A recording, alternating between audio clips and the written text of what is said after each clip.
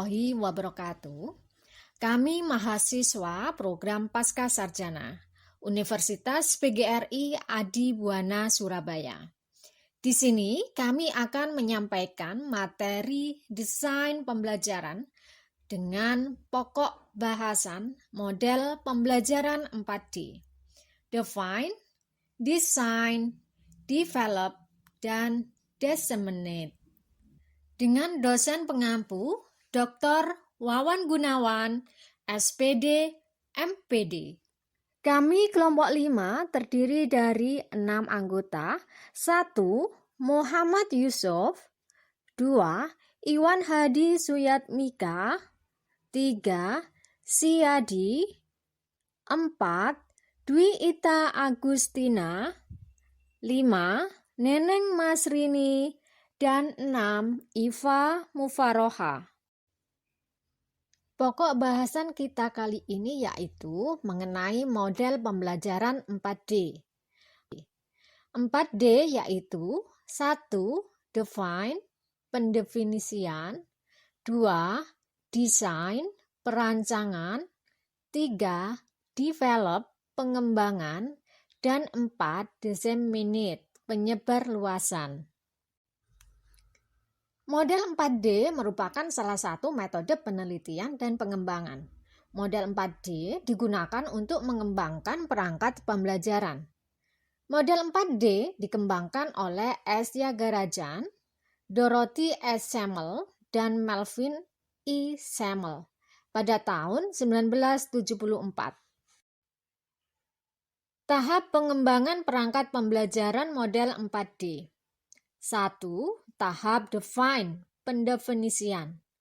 Tahap ini adalah tahap analisis kebutuhan. Dalam pengembangan produk pengembangan perlu mengacu kepada syarat pengembangan, menganalisa, dan mengumpulkan informasi sejauh mana pengembangan perlu dilakukan. 2. Tahap desain, perancangan. Ada 4 langkah yang harus dilalui pada tahap ini, yakni Constructing Criterion Reference Test, penyusunan standar tes.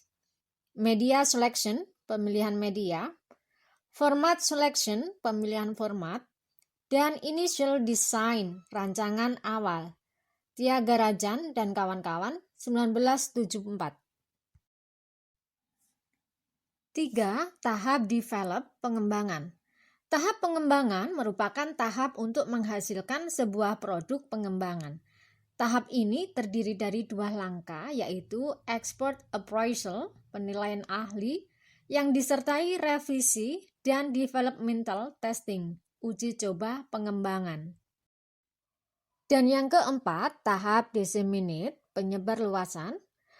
Tahap penyebar luasan menjelaskan bahwa tahap akhir pengemasan akhir, difusi, dan adopsi adalah yang paling penting meskipun paling sering diabaikan. Ada 5 kegiatan yang bisa dilakukan pada tahap define, yakni meliputi 1. Front-end analysis, analisa awal.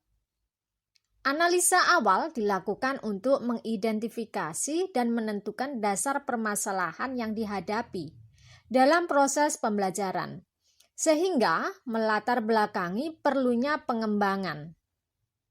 Dengan melakukan analisis awal, memperoleh gambaran fakta dan alternatif penyelesaian.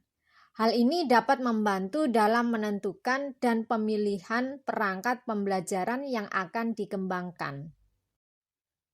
2. Learner Analysis, analisa peserta didik.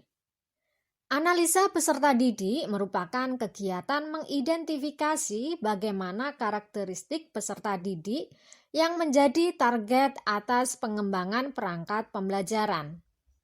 Karakteristik yang dimaksud ialah berkaitan dengan kemampuan akademik, perkembangan kognitif, motivasi, dan keterampilan individu yang berkaitan dengan topik pembelajaran, media, format, dan bahasa. Ketiga, task analysis, analisa tugas. Analisa tugas bertujuan untuk mengidentifikasi keterampilan yang dikaji peneliti, untuk kemudian dianalisa ke dalam himpunan keterampilan tambahan yang mungkin diperlukan. Dalam hal ini, pendidik menganalisa tugas pokok yang harus dikuasai peserta didik, agar peserta didik bisa mencapai kompetensi minimal yang ditetapkan. 4. Konsep analisis. Analisa konsep. Dalam analisa konsep, dilakukan identifikasi konsep pokok yang akan diajarkan, menuangkannya dalam bentuk hierarki, dan merinci konsep-konsep individu ke dalam hal yang kritis dan tidak relevan. Tyagarajan dan kawan-kawan 1974. Analisa konsep selain menganalisis konsep yang akan diajarkan, juga menyusun langkah-langkah yang akan dilakukan secara rasional. Analisa konsep ini meliputi analisa standar kompetensi yang bertujuan untuk menentukan jumlah dan jenis bahan ajar, dan analisis sumber belajar, yaitu identifikasi terhadap sumber-sumber yang mendukung penyusunan bahan ajar. Tahap define yang kelima yaitu specifying instructional objectives. Perumusan tujuan pembelajaran. Perumusan tujuan pembelajaran berguna untuk merangkum hasil dari analisa konsep atau concept analysis dan analisa tugas, task analysis, untuk menentukan perilaku objek penelitian, menurut Tyagarajan dan kawan-kawan 1974. Sedangkan untuk tahap desain perancangan, ada 4 langkah yang harus dilalui. 1. Constructing criterion referenced test. Penyusunan standar tes. Penyusunan standar tes adalah langkah yang menghubungkan tahap pendefinisian dengan tahap perancangan. Penyusunan standar tes didasarkan pada hasil analisa spesifikasi, tujuan pembelajaran, dan analisa peserta didik. Dari hal ini disusun kisi-kisi tes hasil belajar. Tes disesuaikan dengan kemampuan kognitif peserta didik, dan pensekoran hasil tes menggunakan panduan evaluasi yang memuat panduan pensekoran dan kunci jawaban soal. 2. Media selection, pemilihan media. Secara garis besar, pemilihan media dilakukan untuk mengidentifikasi media pembelajaran yang sesuai atau relevan dengan karakteristik materi. Pemilihan media didasarkan kepada hasil analisa konsep, analisis tugas, karakteristik peserta didik sebagai pengguna, serta rencana penyebaran menggunakan variasi media yang beragam. Pemilihan media harus didasari untuk memaksimalkan penggunaan bahan ajar dalam proses pengembangan bahan ajar pada proses pembelajaran. 3. Format selection, pemilihan format. Pemilihan format dalam pengembangan perangkat pembelajaran bertujuan untuk merumuskan rancangan media pembelajaran, pemilihan strategi, pendekatan, metode, dan sumber belajar. Dan yang keempat adalah initial design, rancangan awal. Tyagarajan dan kawan-kawan 1974 menyebutkan bahwa rancangan awal adalah keseluruhan rancangan perangkat pembelajaran yang harus dikerjakan sebelum uji coba dilakukan. Rancangan ini meliputi berbagai aktivitas pembelajaran yang terstruktur dan praktik kemampuan pembelajaran yang berbeda melalui praktik mengajar, micro-teaching. Untuk tahap develop, pengembangan, terdiri dari 2 langkah yaitu 1. Expert appraisal, penilaian ahli. Expert appraisal merupakan teknik untuk mendapatkan saran perbaikan materi. Tyagarajan dan kawan-kawan, 1974. Dengan melakukan penilaian oleh ahli dan mendapatkan saran perbaikan perangkat pembelajaran yang dikembangkan, selanjutnya direvisi sesuai saran ahli.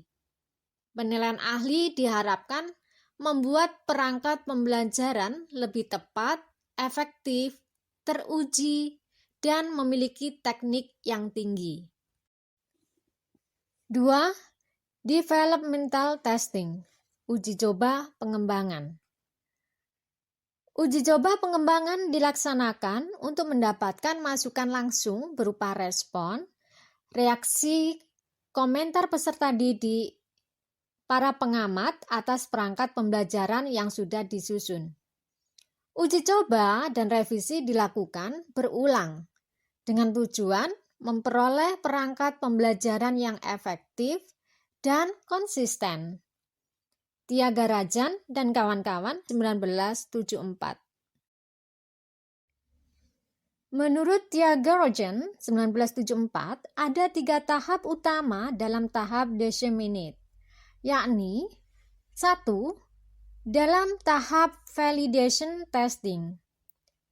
Produk yang selesai direvisi pada tahap pengembangan diimplementasikan pada target atau sasaran sesungguhnya.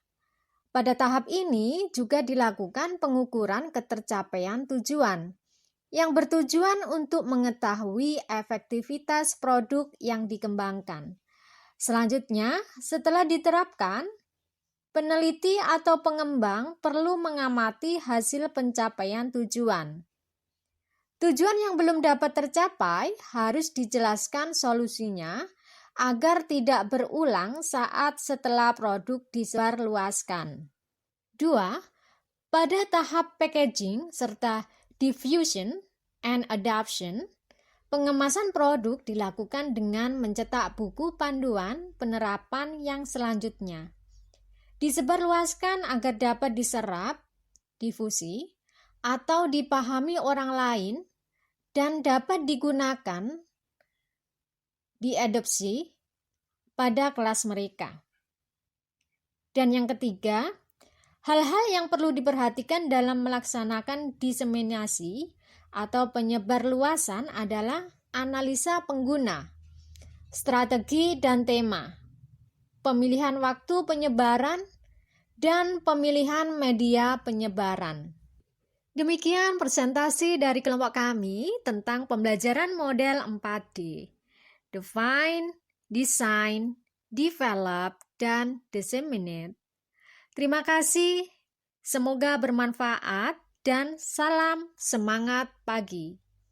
Wassalamualaikum warahmatullahi wabarakatuh.